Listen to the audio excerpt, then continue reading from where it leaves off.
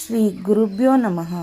ಸ್ವಾತ್ಮಾರಾಮಂ ನಿಜಾನಂದಂ ಶೋಕಮೋಹ ವಿವರ್ಜಿತಂ ಸ್ಮರಾಮಿ ಮನಸಾ ನಿತ್ಯಂ ಶ್ರೀ ವೆಂಕಟಾಚಲದೇಶಿಕಂ.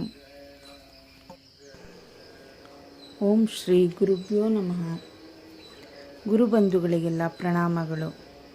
ಇಂದಿನ ಗುರುವಾಣಿಯಲ್ಲಿ ಗುರುವಾಣಿ. ನಾನು ಕಂಡ ಪ್ರತಿಯೊಬ್ಬ ವ್ಯಕ್ತಿಯಿಂದ ಒಂದೊಂದು ತತ್ವವನ್ನು, ಪ್ರತಿಯೊಂದು ಘಟನೆಯಿಂದ ಒಂದೊಂದು ತತ್ವವನ್ನು ಕಲಿಯುತ್ತಾ ಹೋದೆ. ಮನಸ್ಸಿನಲ್ಲಿ ಕಲ್ಮಶ ಭಾವ ಇಟ್ಟುಕೊಳ್ಳದೆ ಪ್ರತಿಯೊಂದನ್ನು ಮಹತ್ತರವಾಗಿ ತಿಳಿಯುತ್ತಾ ಅದರ ಹಿಂದಿರುವ ತತ್ವವನ್ನು ಹುಡುಕುತ್ತಾ ಹೋದೆ.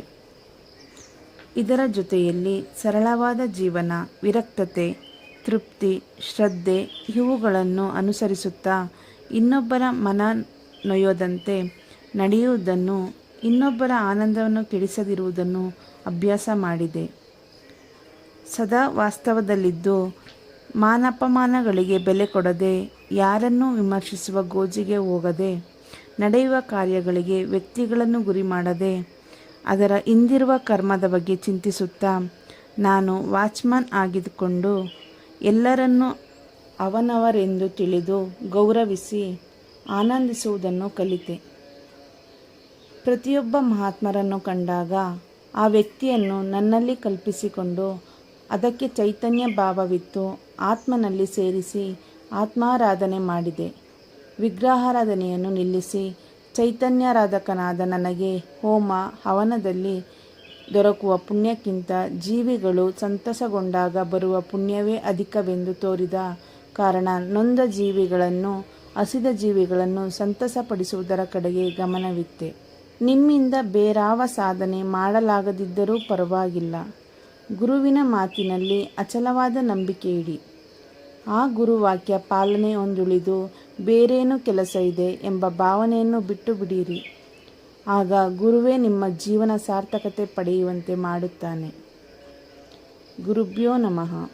ನಾನೇನಾದರೂ ಚೆನ್ನೈನಲ್ಲಿದ್ದರೆ ಇಂದು ಜೀವಂತವಾಗಿರುತ್ತಿರಲಿಲ್ಲ. ಚೆನ್ನೈನಲ್ಲಿ ಗುರುಬಂಧು ಒಬ್ಬರು ಇಂಜಿನಿಯರ್ ಹುದ್ದೆಯಲ್ಲಿದ್ದರು. ಅವರ ತಂದೆ ಗುರುನಾಥರ ಜೊತೆಗಾರರಂತೆ. ಅವರ ಅಜ್ಜಿ ಗುರುನಾಥರಿಗೆ ಕೈತುತ್ತು ಹಾಕಿದ್ದ ಕಾರಣ ಗುರುಬಂಧುವಿಗೆ ಪಾದ ಒತ್ತುವ ಸೇವೆ ಸಿಕ್ಕಿತಂತೆ. ಅವರು ಗುರುನಾಥರನ್ನು ನೋಡಲು ಬಂದಾಗಲೆಲ್ಲ ಬೆಂಗಳೂರಿಗೆ ಬಂದು ಬಿಡು ಎನ್ನುತ್ತಿದ್ದರಂತೆ. ಹೀಗೆ ಅನೇಕ ಬಾರಿ ಗುರುನಾಥರು ಹೇಳಿದ್ದರು. ಅವರು ಬೆಂಗಳೂರಿಗೆ ವರ್ಗಾವಣೆ ಪ್ರಯತ್ನಿಸಿದರೂ ಯಾವುದಾದರೊಂದು ಕಾರಣದಿಂದ ಸಿಗುತ್ತಿರಲಿಲ್ಲ.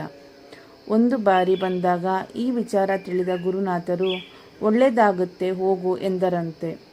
ಅದಾದ ಕೆಲವು ದಿನದಲ್ಲೇ ಅವರಿಗೆ ಬೆಂಗಳೂರಿಗೆ ವರ್ಗಾವಣೆವಾಯಿತು. ಸುನಾಮಿ ಆಗುವ ಮುಂಚೆಯೇ ಗುರುನಾಥರು ಆ ಗುರುಬಂಧುಗಳಿಗೆ ಪರೋಕ್ಷವಾಗಿ ಮುನ್ನೆಚ್ಚರಿಕೆ ಇತ್ತಿದ್ದರು. ಸುನಾಮಿಗೆ ಮೊದಲು ಪೂರ್ಣಚಂದ್ರನನ್ನು ವೀಕ್ಷಿಸಿದ ಅವರು, ಅಯ್ಯೋ, ನೀರಿನಿಂದ ದೊಡ್ಡ ಆಕರ್ಷಣೆ ನಡೆಯಲಿದೆ, ಭಗವಂತ ಏನು ಮಾಡುತ್ತಾನೋ ಎಂದಿದ್ದರು. ಸುನಾಮಿ ಆದ ನಂತರ ಗುರುಗಳನ್ನು ದರ್ಶಿಸಲು ಸಕರಾಯಪಟ್ಟಣಕ್ಕೆ ಬಂದ ಆ ಗುರುಬಂಧುವಿಗೆ ಗುರುಕೃಪೆಯನ್ನು ನೆನೆದು ಕಂಬನಿ ಒಸರುತ್ತಿತ್ತು. ಏಕೆ ಎಂದು ಅವರನ್ನು ಕೇಳಿದಾಗ ಅವರು, ನಾನೇನಾದರೂ ಚೆನ್ನೈನಲ್ಲಿದ್ದರೆ ಇಂದು ಜೀವಂತವಾಗಿರುತ್ತಿರಲಿಲ್ಲ. ಪ್ರತಿ ಹುಣ್ಣಿಮೆ, ಅಮಾವಾಸ್ಯೆ, ರಜಾದಿನಗಳಂದು ಅದೇ ಬೀಚಿಗೆ ಹೋಗಿ ಬೆಳಗ್ಗೆಯಿಂದ ರಾತ್ರಿಯವರೆಗೆ ಇದ್ದು ಬರುತ್ತಿದ್ದೆ. ಗುರುಕೃಪೆಯಿಂದ 2 ತಿಂಗಳ ಮುಂಚೆ ಬೆಂಗಳೂರಿಗೆ ಗುರುನಾಥರೇ ಕರೆಸಿಕೊಂಡ ಕಾರಣ ಈ ಘಟ ಇಂದಿಗೂ ಉಳಿದಿದೆ ಎಂದರು. ಈ ಕೆಲವು ಘಟನೆಗಳೆಲ್ಲ ಗುರುನಾಥರಿಗೆ ಪಂಚಭೂತಗಳ ಮೇಲಿದ್ದ ಪ್ರಭುತ್ವವನ್ನು ತಿಳಿಸುತ್ತದೆ ಅಲ್ಲದೆ ಅವರ ಸ್ಥಿತಿ ಏನು ಎಂಬುದರ ಬಗ್ಗೆ ತಿಳಿಸುತ್ತವೆ. ಅದಕ್ಕೆ ಮಹಾತ್ಮರು ಗುರುನಾಥರನ್ನು ಈಶ್ವರನೆನ್ನುತ್ತಿದ್ದುದು. ಕೆಲವೊಮ್ಮೆ ಮಳೆಯಾಗದೆ ಬರಗಾಲ ಬಂದಾಗ ಕೆಲವು ವಿಧಿವಿಧಾನಗಳನ್ನು ಮಾಡಲು ತಿಳಿಸುತ್ತಿದ್ದರು. ಅದರಲ್ಲಿ ಮುಖ್ಯವಾದದ್ದು ಮಹಾನ್ಯಾಸಪೂರ್ವಕ ರುದ್ರಾಭಿಷೇಕ. ಹಾಗೆಯೇ ಇನ್ನೂ ಕೆಲವು ವಿಧಿಗಳನ್ನು ತಿಳಿಸುತ್ತಿದ್ದರು.